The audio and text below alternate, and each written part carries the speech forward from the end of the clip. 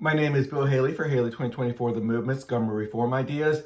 This video is going to be on securing an election and how can we do the actual voting process a little bit more securely so more people can have a assurance that it is done correctly and there's no fraud going on behind the scenes. So let's go through it. So when computers and scan type of counting, it will be difficult to reassure citizens that there are elections, that the elections are truthful.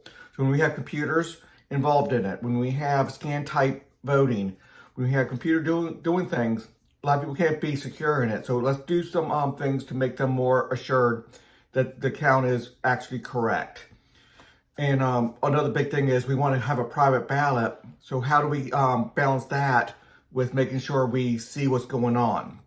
So there are radical steps to being transparent while keeping an anonymous ballot. So I'm just saying the same thing over again in a different way.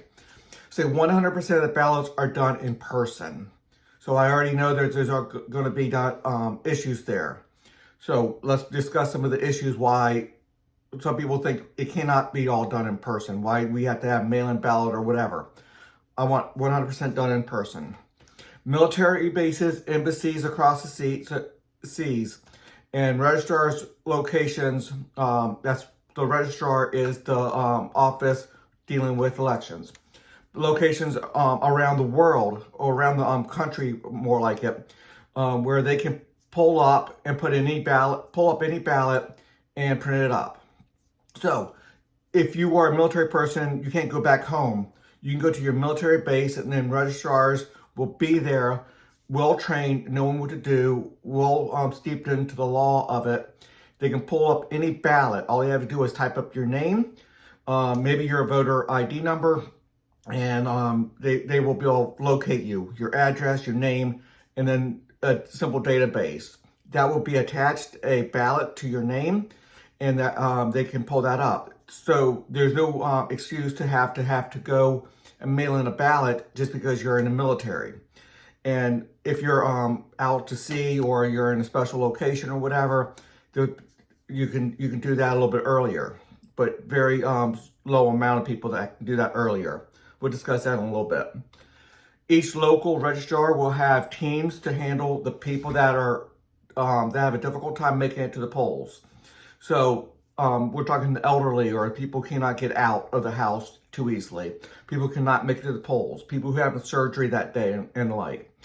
They will have to have 1 week before Tuesday's deadline. So a week before that Tuesday deadline, that Monday through Friday or Monday through Saturday, they're going to have teams of at least 2, maybe 3, to go around house to house, old folks' homes or whatever, assisted living, and making sure we have teams to make sure there's not fraud going on.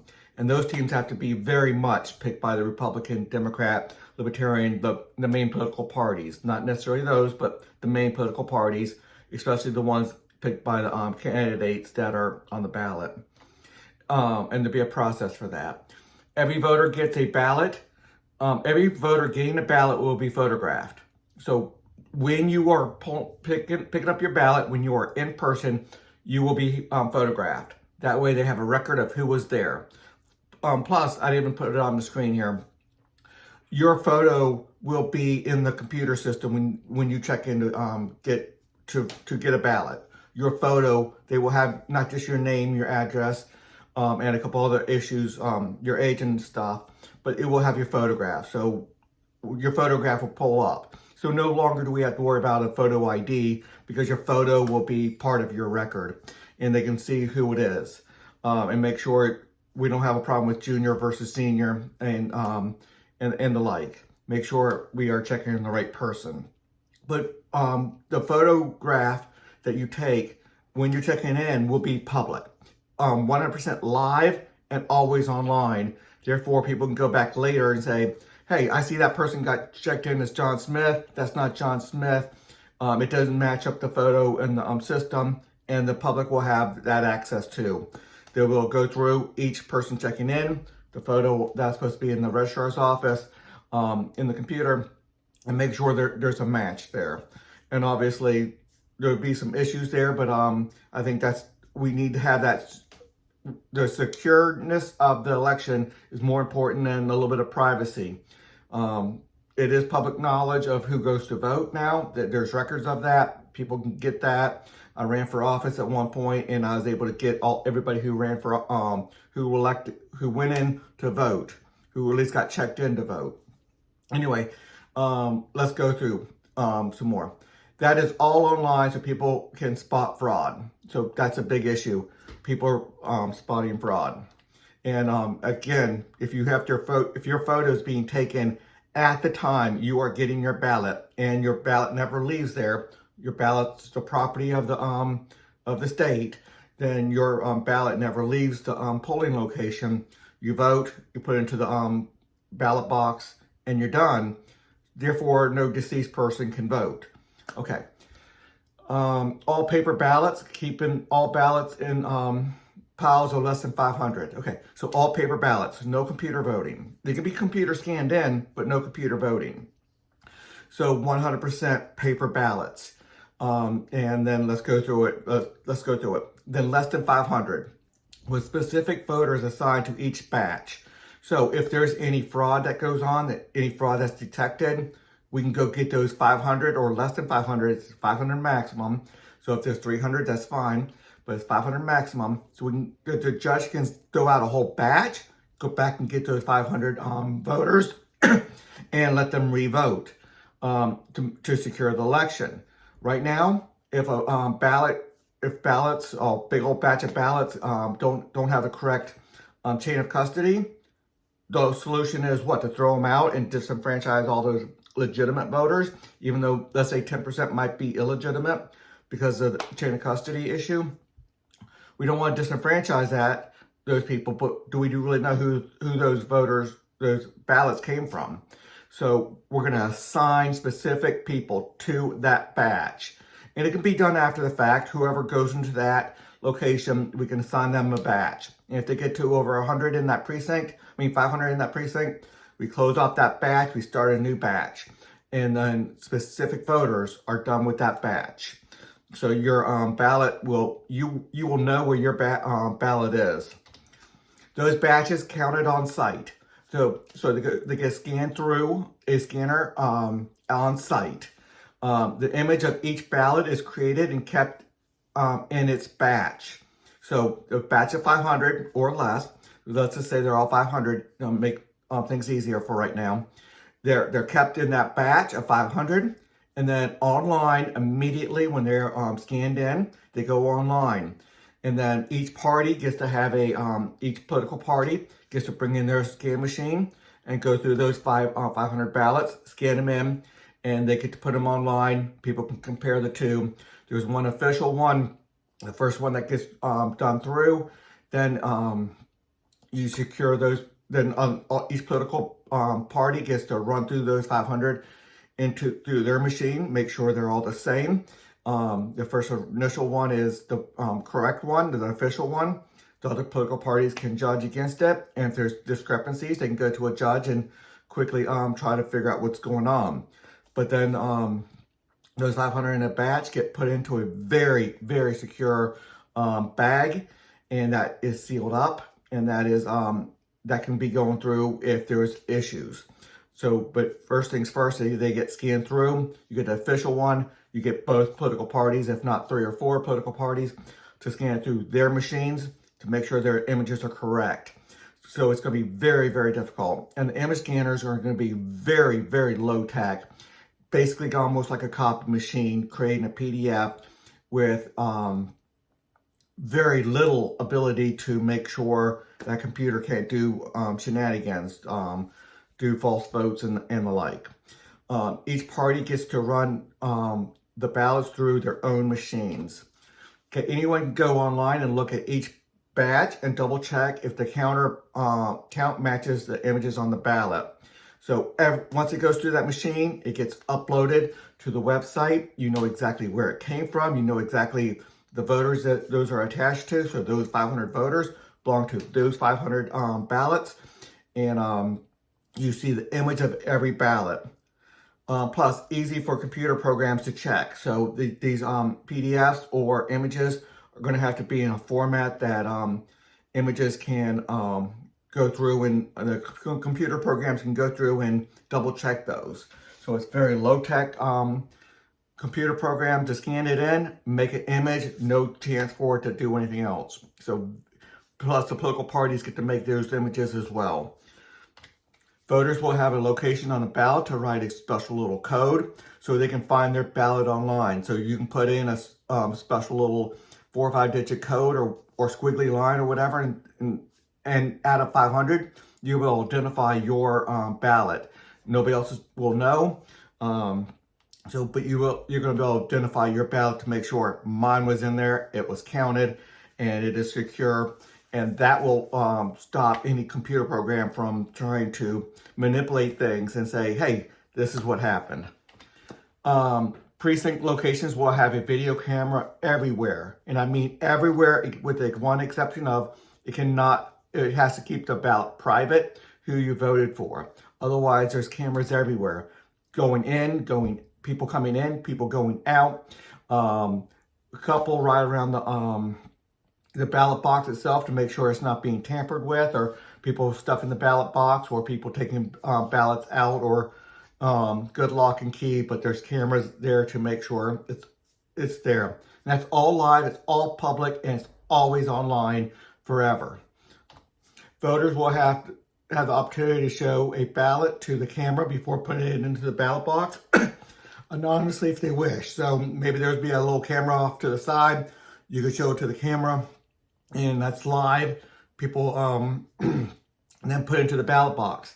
That's another just fail-safe way to make sure, hey, that ballot got shown. Then they can match it up to the ballot. To the ballots that ballot images. Voting will take place in 2 days. The Saturday before the Tuesday and that Tuesday voting day. So the normal Tuesday voting day plus the Saturday before, those 3 days apart. And that's for people who have to work on that Tuesday and they'll have off on that Saturday. It gives them 2 days. So I want some evening hours on one of those days, probably the Saturday. So anyway, special exceptions are limited to 1%. So if you're having surgery, you're going to be out for a while, there can be some special exceptions. You're going on a business trip where you can't even get to that registrar's office on election day. We do make a very, very few exceptions, but that's going to be very few. That still has to be done in person, and those are still going to be in batches of 500 at a legitimate registrar's location, and only within a week. That still has to be within a week of the election. That Monday before that, 8 days before that Tuesday or so, to start off that election. So we don't have less than 1%, other than that Saturday and that Tuesday, can be done outside of that. And that's mostly going to be going into that nursing homes and stuff like that. Okay, Saturday shifts between 6 and 2 p.m. That gives people a chance to only work 8 hours there, probably 9 or so because you're counting ballots. And then right now people are working 15-hour days. I've done it before, where I was a registrar, and it's a long day. So we split the Saturday shifts up into 6 a.m. to 2 p.m. I know that's 8 hours for voting, but that's probably 10 hours worth of work. And maybe if not 11. And then 3 p.m. to 11 p.m. gives people those Saturday night hours, those evening hours, gives everybody the ability to vote. And that's, again, 7 hours plus about 3 hours worth of before setup time and breakdown time, different people. So somebody's not working so long and making mistakes. Okay, Tuesdays from 6 a.m. to 4 p.m. I want to end this one early for the simple fact that we need to have results on election night. And then at 4 p.m., the polls close. Anybody left in line can still vote. So let's give it until about 4:30, 5 o'clock at the end.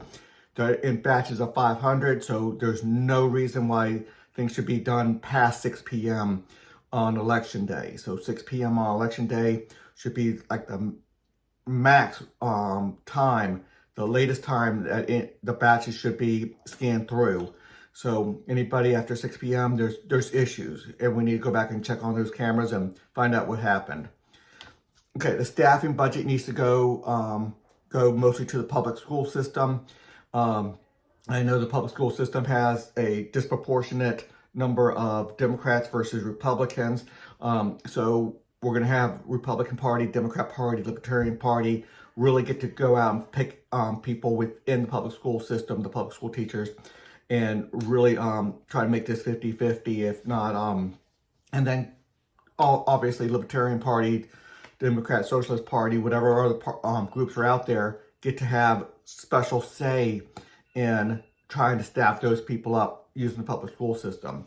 So to be in public schools, so the venue is going to be, we have enough parking, you have enough room in the cafeteria or the like, and or the gymnasium, whatever the best place is. So we have a location, we have the normal staff, we have the staffing of the public school system, so you don't have to get a lot of these elderly people who are maybe not as up on their game as younger people are, and can last the long day. Okay, and then we want some to go to the police department too. The staffing to go to the police department.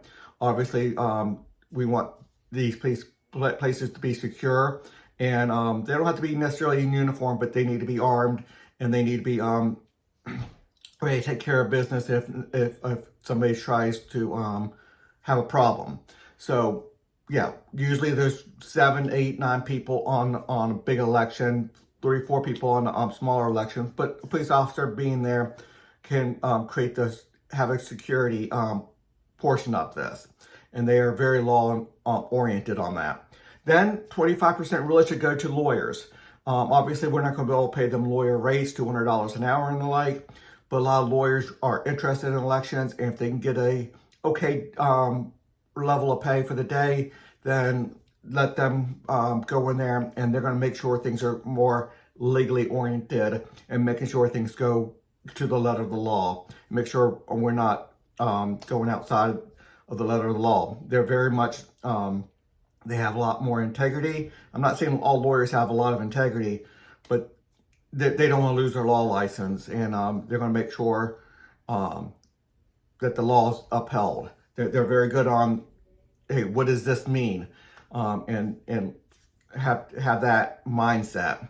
So again, the Republican Party, the Democrat Party, Libertarian Party, all the different parties that want to, they could go pick their lawyers and do that. The political parties have preferential staffing picks, but also vetoes other people.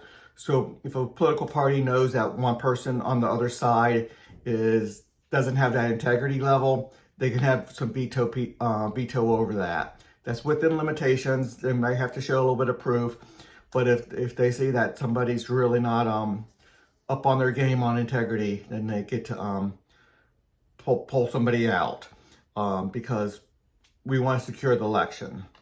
Okay, Haley 2024 asked that's a significant improvement off the current system. A lot more integrity.